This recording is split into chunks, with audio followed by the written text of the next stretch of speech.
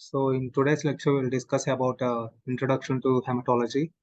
So myself, Attuluri Vamsi Kumar, and we'll discuss in detail about this hematology.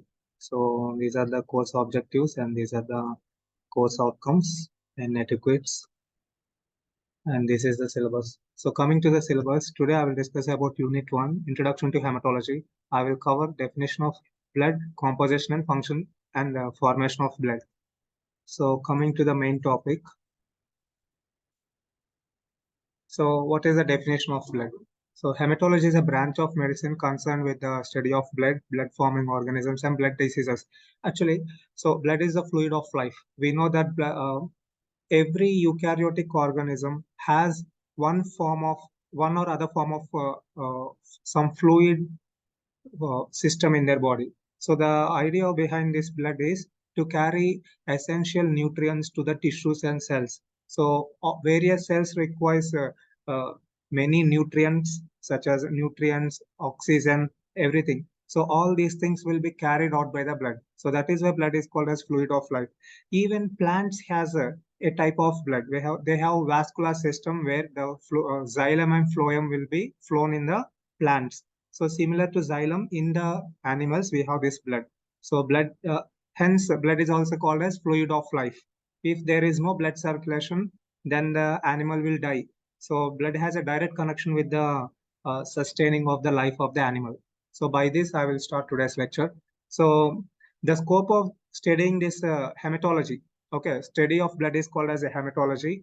So the scope includes hematology will deal with the blood malignancies. Malignancies means cancers, how the blood cancers origin in the body, and we'll discuss about hemophilia. Hemophilia means it's a severe bleeding disorder. So this severe bleeding disorders will be discussed in this hematology, and we will also study about various coagulation disorders in the blood. Coagulation disorders means the blood will clot. The blood has the tendency to clot upon getting damage to the blood vessel. So whenever you got hurted with your hand or skin, immediately you will start uh, uh, hemorrhage will start, right? So the blood will start coming out and that blood will be clotted in a matter of minutes, 1 to 2 minutes, the blood will clot. So it has an extensive mechanism of prevention of such bleeding. So prevention of bleeding of blood is called as hemostasis, and that is called coagulation of blood. Or in a nutshell, it is also called as clotting of blood. Or I'll give you one basic example. Clotting of blood means uh, conversion of fluid like texture to semi-solid like texture from milk to curd. So the curd state of blood is called as clot. Okay, clotting is very essential to stop or to prevent bleeding in the body. So all these various fields of blood will be studied in the hematology. And there is one form of blood disorder called as a sickle cell anemia. In this sickle cell anemia, the typical biconcave shape of the red blood cell will be changed to sickle shape, and this sickle shape red blood cell will cause various problems. It will get struck in the blood vessels, leading to ischemia to the uh, corresponding organ. Ischemia means blockage of blood supply to particular organ is called as ischemia. And just imagine if the ischemia happening in your eye, you will get blind. If ischemia happening in your brain, you will go to coma. So that is called brain hemorrhage. So that is very dangerous condition of the blood, and all these things will be covered in this hematology. So this is all about the definition and scope of hematology. Then coming to the next one. So as I stated, blood is a vital body fluid in the humans or in the animals. So blood will be circulated throughout the body, and the major role of the blood is to supply oxygen to the tissues. Okay. So all tissues require oxygen in order to generate their own ATPs. Of course, ATP generation requires some nutrients such as glucose, but glucose can only be break down in the presence of oxygen, and that oxygen will be extensively delivered to the tissues by the blood. So blood has a cell called red blood cell, and red blood cell has a component called hemoglobin. This hemoglobin is responsible for uh, carrying the oxygen to the tissues. Okay, there is one interesting fact about this hemoglobin. So, what is the color of blood? We already know that color of blood is red in color. The reason why blood is in red because uh, we know the nails. if a nail got exposed to the environment for 2 to 3 months, it will get rusted. And we know the color of a rusty nail. It will be brick red, right? So that means nail has iron, and iron got oxidized by the environmental oxygen, resulting in rusting process. That rust will be in brick red. And similar mechanism happening within the red blood cell also. The red blood cell has hemoglobin, and hemoglobin has rich amount of iron molecules. These iron molecules will trap the oxygen, or simply these iron molecules are getting oxidized by the oxygen molecules, resulting in rusting. And that rusting process is very much essential for our survival. We will think that rusted nail is a dangerous thing, but our blood needs to get rusted in order to keep us alive. So it's a very interesting phenomenon. So yeah, that is why since the rusty nail is in brick red, even our red blood cell are in red color, since they are getting oxidized by the iron with oxygen. Hence, the color will be same. So this is the reason why the red blood cells are in red. Anyway, so coming to the point, so oxygen carrying capacity is one of the important function of the blood. Next, we'll discuss about importance of blood. So there are multiple importance of the blood. It carries oxygen to the tissues. When I say oxygen, keep in mind the oxygen will be utilized by the tissues, and tissues will generate an excretory gas. That excretory waste product is called as carbon dioxide.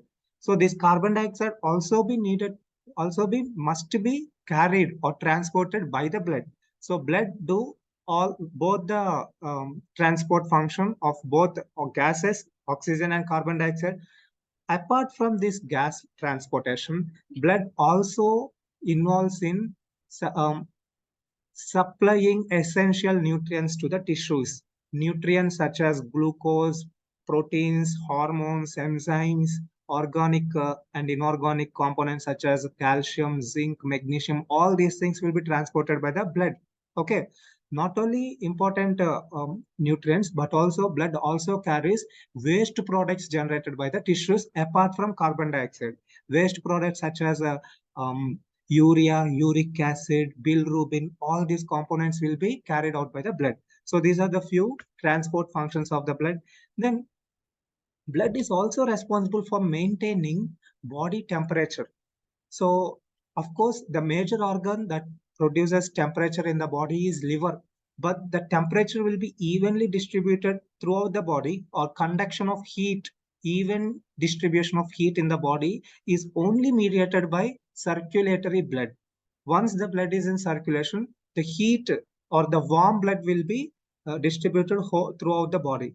That is why the body can able to maintain its core temperature or even temperature with the help of blood. When there is a hypovolemic shock means when the blood volume decreased, the the thermostatic regulation of the body will be desaltered. The reason why, because once the blood volume has been decreased, the even dissipation of heat in the body will be disbalanced, and that results in either increased hyperthermia or hypothermia.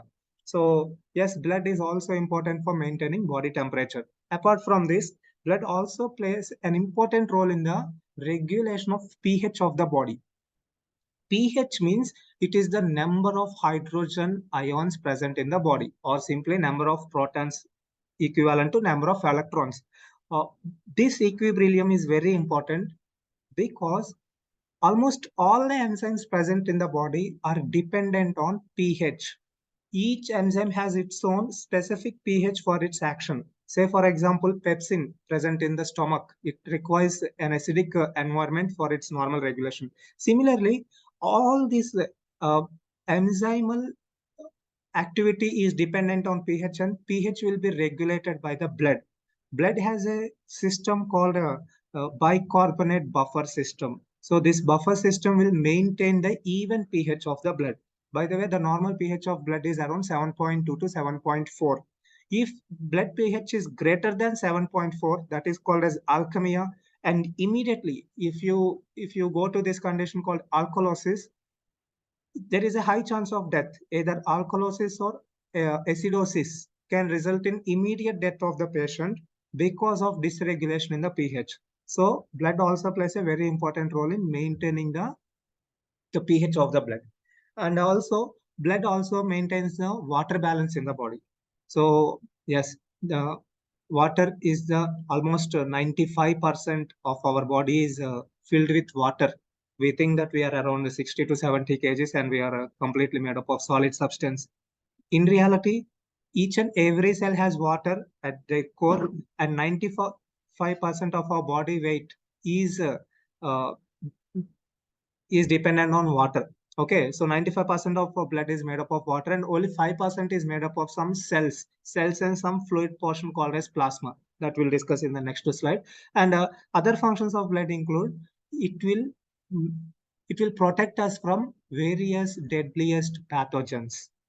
How means blood has a cells called white blood cells, and these white blood cells will fight with all types of pathogens that will try to kill us. Pathogens such as bacteria, viruses, parasites, or even fungal originated pathogens can be killed by these white blood cells, and these white blood cells are a part of blood.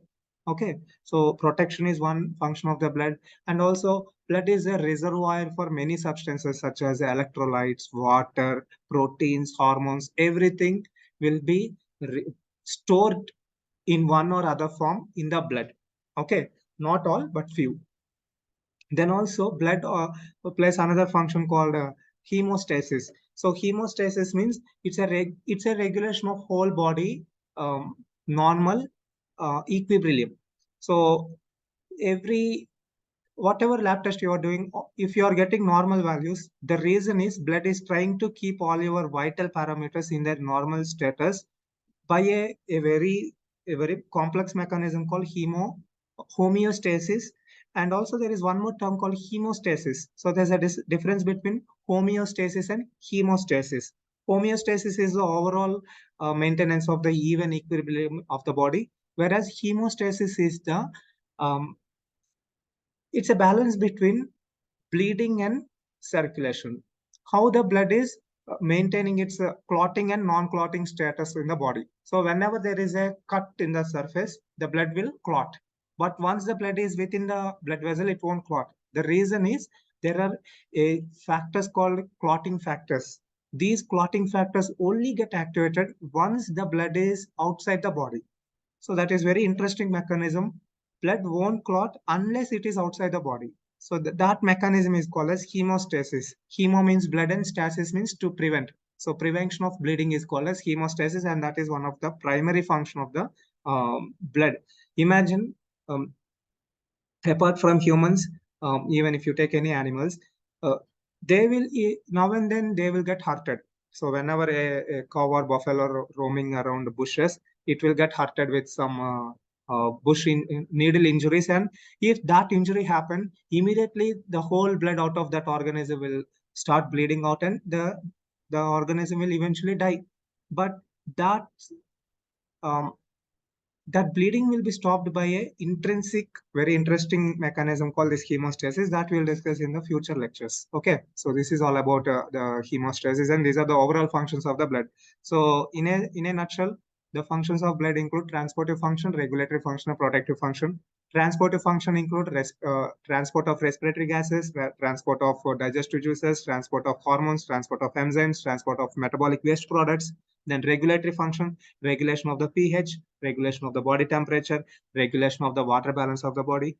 Then coming to the protective function, it includes protection against pathogens with the help of white blood cells, reservoir for essential components such as water and electrolytes, and also um, blood plays this vital mechanism called prevention of bleeding. By the way, this prevention of bleeding is mediated by a specific type of blood cell called platelets.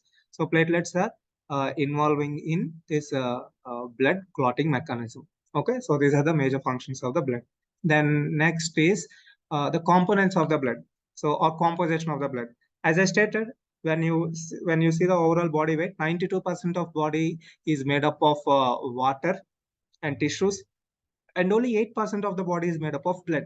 Okay, so for example, if you are 100 kgs, so around 8 kgs or 8 liters will be the blood. Okay, so typically this is the ratio. So 8% of the overall body weight will be the blood. So in terms of liters, in an adult, it will be around 5.5 to 6 liters. Okay, so this is the normal value of the blood in an adult. Now, in this blood, the blood is further classified into two areas, the fluid portion and the cellular portion. Cellular portion is called as formed elements, whereas the fluid portion of the blood is called as plasma. So the fluid portion of the blood has all fluid-like content, such as 91% of this fluid is water, 7% is proteins, and 2% other solutes. Among these proteins, one of the major important protein will be albumin. So albumin is the major blood plasma protein. Albumin alone stands 57% compared to the other forms of proteins. Okay.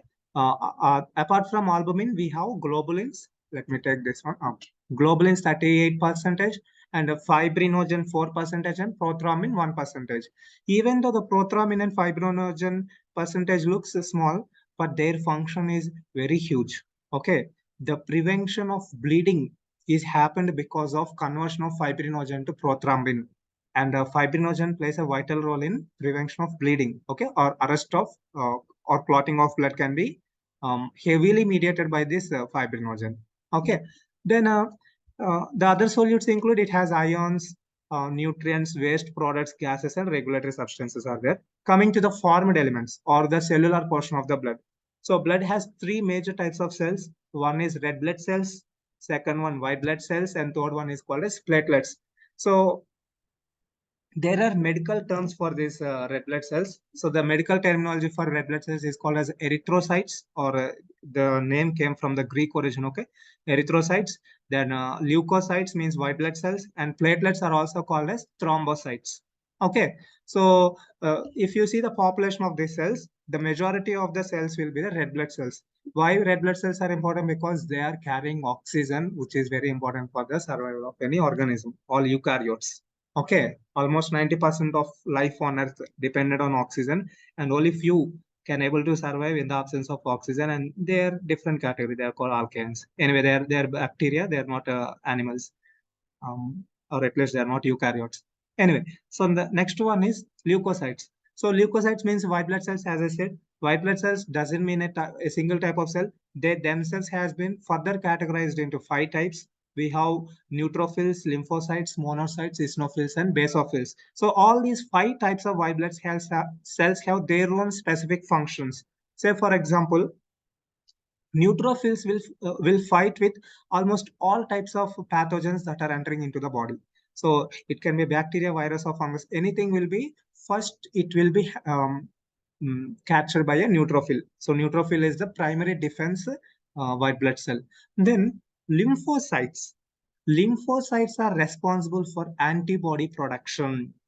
Okay, so there is a difference. If you are going to a war, I sent 100 soldiers, which are neutrophils, and 100 soldiers come up. Hardly they can kill around 150 soldiers or 200 soldiers. But there is a limit to the soldiers, right? But what if that soldiers carrying some weapons like bullet guns? Okay, so with the help of this gun, each soldier can able to kill almost 50 to 70 enemies, right? So similarly, in our body, apart from this cellular mediated immunity, there is a bullet equivalent molecules called antibodies. Antibodies can able to kill almost 99% of pathogens entered into the body. So antibodies are like AK-47 among the blood cells. Okay, so these antibodies can kill a wide variety of cells, wide variety of microorganisms. But there is a weak spot to the antibodies. Antibodies cannot generated spontaneously in the body. It requires at least 1 week time for the body to produce antibodies to fight against a specific pathogen. Because of this 1 week delay, the body is relied on this cellular mediated immunity. So until the antibodies are prepared or manufactured by the lymphocytes, the neutrophils will take care of the ongoing infection or ongoing pathogen attack in the body. Okay, so that is the function of lymphocytes. Then the third one is monocytes. So monocytes will do a specific mechanism called phagocytosis. So phagocytosis means literally they will eat the pathogens and they will digest the pathogens, and that mechanism is called phagocytosis. In terms of immunology, they will do a mechanism called antigen presentation, a very, very important um, phenomenon in which the whole immune system will get activated by this antigen presentation, and that is also mediated by these monocytes. Then coming to the eosinophils are also called as anti-parasitic cells. Whenever there is a parasitic infection in the body, such as a Taenia solium or ringworm infection, the eosinophils will come into the action and they will start killing the parasites. Apart from anti-parasitic action of the eosinophils, eosinophils are also involved in allergic reactions. So if you are getting severe itching sensation, definitely the eosinophils might get activated and they are releasing histamines. These histamines in turn reacts with some bradykinins and they will induce this localized inflammation will result in vasodilation that results in itching sensation. In a nutshell, eosinophils are responsible for allergic reactions and antiparasitic action. Okay, that is the role of eosinophils. Then coming to the basophils. Basophils account only 0.5% of entire blood cells. Okay, they are very tiniest population. Their population is very less in the body, but their contribution is uh, better than all other cells in the body. So basophils are responsible for killing viruses that attacked us, and also basophils are responsible for secreting heparin. Heparin is the natural anticoagulant which will keep our blood in liquid state naturally. So heparin is also secreted by these basophils. So these are the various types of blood cells and their actions. And as I stated, platelets are extensively involved in prevention of bleeding of the blood. That is the role of the platelets. Okay. So then next, yeah, the normal values of these blood cells. So the highest population will be red blood cells. Believe it or not, um, a drop of blood, not even drop, a blood equivalent to the size of the ant head, okay, or your pen tip of the pen, a small drop of blood. It contains almost 5 to 5.5 million cells, 5 million red blood cells in a small drop of blood. So you just imagine how small the red blood cells are. So the normal value of red blood cells is around 4.5 to 6 million cells per cubic millimeter of blood. So there are few there are minor range differences between men and women. So men will have comparatively more cells compared to the women because of their period cycles or ongoing menopause or anything. Or hormone fluctuations can result in the range variations among men and women. So in men, it is around 4.5 to 6 million cells per cubic millimeter of blood, whereas in women, it is 4.4 to 5. Okay. Then coming to the white blood cells, they are in thousands. Red blood cells are in millions, whereas in white blood cells are in thousands. So the normal white blood cell count will be around 4.5 to 11,000 cells per cubic millimeter of blood. Then the platelets will be in lakhs. Okay, 1.5 to 4.5 lakh cells will present in the platelets. Then that's it. These are the major values that you need to remember. Then, yeah, so the conclusion. So the study of blood is called as hematology, and the hematology plays a critical role in diagnosing various blood disorders and diseases. It offers valuable insights into systemic conditions affecting the rest of the body, and also blood is a fluid of life. So that is all about today's lecture, and let us see some questions. Let's see, can you able to answer these questions or not? So, what is the primary function of the red blood cells? Red blood cells. The question is, what is the primary function of the red blood cells? Clotting of blood, defending body against infections, transport of oxygen and carbon dioxide, all the above. The actual answer will be carrying oxygen and carbon dioxide. Only red blood cell will be responsible for oxygen and carbon dioxide. Okay, so the answer is C. The next question is, hematology is the study of skin, heart, blood, and kidney. You already know the answer. It's the study of blood. Then what is the percentage of water in plasma? What is the percentage of water in plasma? What is the answer? The answer is 92%. 92% of plasma is made up of water. Okay. Water is the major constituent of the blood or even to the body. The next question is, what is the most abundant protein in the plasma? I said, right? What is the abundant protein? That is albumin. Albumin is the most abundant protein in the plasma. And next question is, which blood cells are responsible for the immune response of our body? What blood cells? They will be white blood cells because red blood cells carry oxygen, platelets involved in arresting the blood. White blood cells will kill the microorganisms. So that is the immune response. So the answer to this question will be white blood cells.